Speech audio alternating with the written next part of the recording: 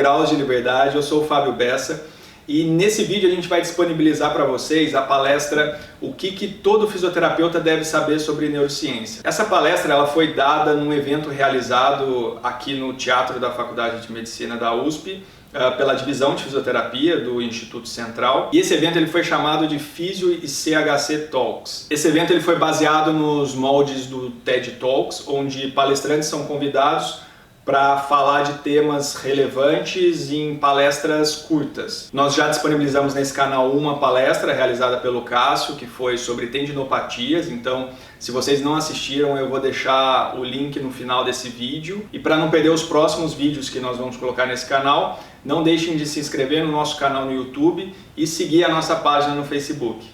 Queria começar os próximos minutos para você compartilhando um pouco da minha experiência no meu último ano de faculdade.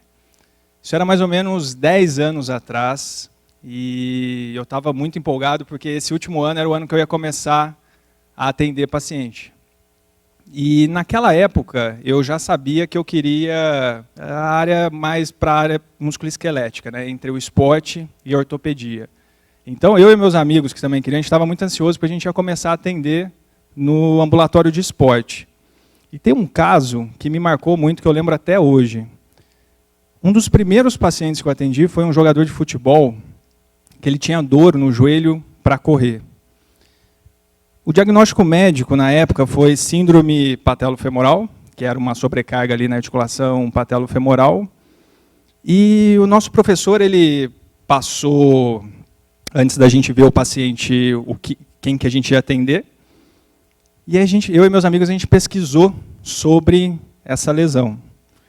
E daí, naquela época, 10 anos atrás, já começava a se discutir que talvez, nesse tipo de lesão do joelho, a gente deveria olhar outras articulações, né? Articulação mais proximal do quadril, movimentos anormais na região do tronco, na região do tornozelo, que poderia influenciar a carga na articulação do joelho.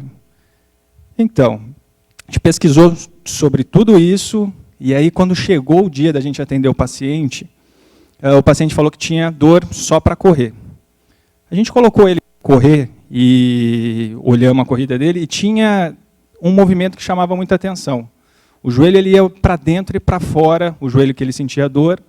E aquilo eu lembro que eu e meus colegas, a gente discutiu, falou, a gente vai precisar corrigir esse movimento. Lá na época, o raciocínio nosso foi, bom, se o joelho está indo para dentro e rodando um pouco internamente, a gente precisaria trabalhar um pouco os músculos abdutores do quadril, rotadores externos, que eram os responsáveis por controlar aquele movimento para dentro. Bom, a gente estudou como é que a gente ia trabalhar esses músculos, a gente trabalhou bastante e não deu certo. Foi um dos primeiros casos que eu atendi e que eu lembro até hoje que não tive sucesso. A gente avaliou a força muscular depois disso e viu que ele tinha muita força muscular nesses músculos. Mas mesmo assim, na função, esses músculos não funcionavam. E eu só fui entender por que ele fazia aquele movimento, mesmo tendo força, amplitude, todos os testes funcionais fora da corrida estavam ok, não tinham diferença entre um lado e outro, mas mesmo assim, ele fazia aquele movimento. E eu só fui entender, depois de 2 anos, quando eu vim aqui para São Paulo, o porquê disso. Foi só quando eu comecei com um grupo aqui do Hospital das Clínicas a estudar um pouco como que o sistema nervoso ele planeja, executa e corrige o movimento. Então, hoje a minha ideia aqui é compartilhar um pouco com vocês o que eu gostaria que alguém tivesse me falado há 10 anos atrás. Mas primeiro eu queria que vocês levantassem a mão aqui, quem gosta de biomecânicas, de disciplinas relacionadas à cinesiologia, parte esportiva, ortopédica. Quem daqui de vocês que gosta? Legal. Eu vejo mais ou menos, viu, com essa luz aqui. Permita-me agora colocar um muro aqui e perguntar quem que gosta de neurociência, de neuroanatomia, de disciplinas relacionadas a controle do movimento, controle motor. Legal. Na graduação, há 10 anos atrás, eu era o cara que gostava muito disso daqui. Então, quando eu vi aquele caso daquele meu paciente que o joelho ia para dentro, a gente conseguia explicar que aquele movimento para dentro do joelho causava um aumento do vetor de força lateral na patela, que a rotação interna diminuía a área de contato da patela com o fêmur, mas me ajudou pouco a interferir no movimento. E essas duas disciplinas, na maioria das graduações, na minha foi assim, acredito que na maioria de vocês é assim, normalmente os docentes, os professores que dão aula em biomecânica, cinesiologia, são aqueles que gostam e trabalham na prática clínica com esporte, com ortopedia. E os docentes que dão algo relacionado à neurociência e controle motor, normalmente atuam na área de fisioterapia neurológica. Então, pelo menos para a minha cabeça, talvez para vocês também, o conhecimento dessas duas disciplinas foram armazenados em lugares diferentes. Então, eu não conseguia, na prática clínica, associar os dois. Então, o primeiro desafio que eu tenho para vocês aqui é tentar quebrar a barreira entre essas duas disciplinas. É igual vocês pensarem engenheiro que faz engenharia mecatrônica. Ele aprende mecânica numa disciplina, aprende parte elétrica na outra, como é que funciona, mas na hora de ele montar um carro e fazer funcionar, ele tem que entender as duas, ele tem que juntar as duas disciplinas.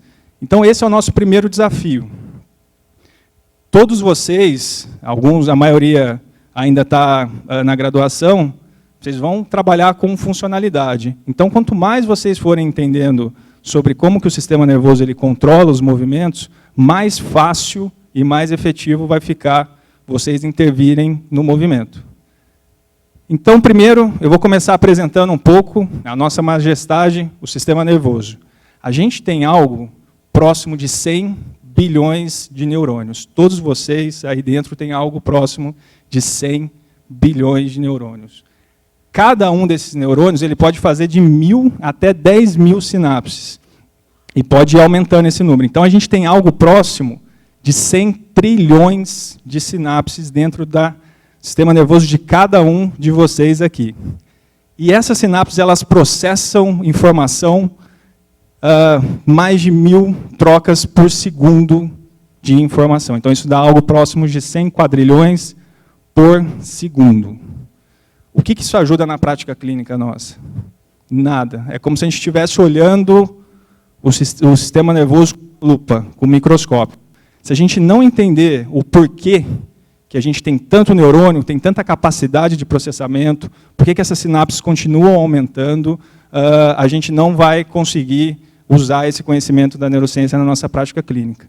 Então, o primeiro desafio foi a gente tentar quebrar essa barreira das duas disciplinas, e o segundo desafio é a gente tentar tirar a lupa, entender qual que é a função do sistema nervoso. Para isso, eu vou apresentar para vocês Nikolai Bernstein.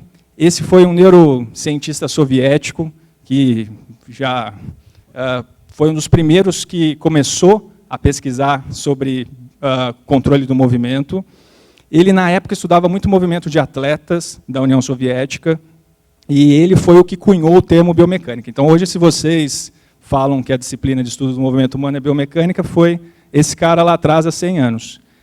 E teve uma época que, como ele viveu na época da União Soviética, o Stalin queria aumentar a produtividade de algumas empresas que tinham funcionários que faziam trabalhos braçais. Então, daí, o governo soviético, na época, falou para o Bernstein ir nas empresas e tentar identificar aqueles funcionários que eram mais produtivos, se tinha algum padrão de movimento ideal. Por que eles eram tão produtivos, né? Porque assim eles poderiam treinar aqueles que produziam menos. Então, ele avaliou o que ele fez, foi na fábrica, e na fábrica ele marcou os movimentos da articulação do ombro, do cotovelo e do punho, e o movimento do martelo. Toda vez que aqueles mais eficientes, que faziam movimentos sempre, e iam produzir mais ao final do dia, acertavam o martelo no mesmo lugar, ele olhava como é que estava a combinação das articulações, para ver qual é o movimento ideal. E o que ele viu é que, apesar de todos que eram eficientes acertar o alvo várias vezes, tinha uma grande variabilidade na combinação daqueles graus de liberdade que eles usavam. Então, naquela época, 100 anos atrás, o Bernstein e os colegas deles já começaram a hipotetizar que talvez o sistema nervoso ele controlasse a tarefa, e não os graus, desde que você cumprisse a tarefa. E a gente foi vendo de 100 anos para cá que, de fato, o sistema nervoso ele é um cumpridor de tarefas. Então, essa é a primeira lei do movimento e do sistema nervoso que eu quero que vocês guardem. Se vocês esquecerem de tudo, lembra que o sistema nervoso ele é um cumpridor de tarefas. E ele tem vários jeitos para cumprir a mesma função. Se eu treino todo mundo aqui a arremessar a bola de basquete no mesmo lugar e depois a gente olha como que cada um de vocês cumpriu a tarefa, provavelmente vai ser de maneiras diferentes, apesar de todos atingirem o mesmo lugar. Se eu peço para todo mundo ficar de pé, a gente olhar para o lado, vai ver que cada um vai adotar uma postura, mas o que o sistema nervoso de vocês está pensando é que a tarefa está sendo cumprida. E como que a gente cumpre a tarefa? Vamos imaginar, por exemplo, num arremesso de handball, onde a tarefa é colocar a bola em determinado lugar do gol. Depois do atleta decidir lá na região frontal que ele quer cumprir aquela tarefa, ele quer colocar a bola ali, todas as áreas, os neurônios nas áreas lá, pré-motoras, suplementares, começam a disparar antes do movimento para começar a planejar e para depois disso passar para o córtex motor e aí ele disparar sinergias musculares. Esse é o segundo ponto que eu quero que vocês guardem. O sistema nervoso, ele nunca ativa um músculo sozinho, é sempre conjuntos musculares para cumprir tarefas. Vocês podem imaginar o sistema nervoso como um maestro de uma orquestra. Ele tem elementos finitos, né? Sempre são os mesmos músicos, mas dependendo da combinação que eles tocam, você pode tocar desde Piratas do Caribe até Beethoven. O sistema nervoso é a mesma coisa, você tem músculos finitos, mas que combinados de maneiras diferentes geram padrões de movimentos diferentes, que podem tanto servir para arremessar uma bola, quanto para apertar uma mão. E daí? Então, até agora eu falei para vocês que o sistema nervoso ele é um cumpridor de tarefas, ele cumpre através de sinergias, mas e o que a gente tem a ver com isso, a nossa prática clínica como fisioterapeutas? E daí que, dependendo da maneira como ele vai cumprir a tarefa, como o objetivo dele é cumprir a tarefa, a gente pode sobrecarregar mais ou menos algumas estruturas do nosso aparelho músculo-esquelético. Para isso, eu vou ilustrar com um caso rápido para vocês, de um paciente que eu atendi há pouco tempo, jogador de badminton, que ele tinha uma queixa de dor no ombro direito, tinha lesões em algumas estruturas ali sempre que ele fazia movimentos acima da cabeça. Se vocês olharem no zoom aí, vocês vão ver que tem um movimento meio estranho na região do ombro dele. Mas o que o sistema nervoso está entendendo aqui, mesmo com esse movimento ruim de escápula, é que a tarefa está sendo cumprida. Então, a partir de hoje, sempre que vocês olharem qualquer movimento de qualquer pessoa, mesmo que seja estranho, mesmo que o movimento esteja ruim do ponto de vista do sistema musculoesquelético, entendam que o sistema nervoso está cumprindo a tarefa. Aquela foi a melhor estratégia motora que o sistema nervoso encontrou para aquele indivíduo, para aquela tarefa, naquele ambiente.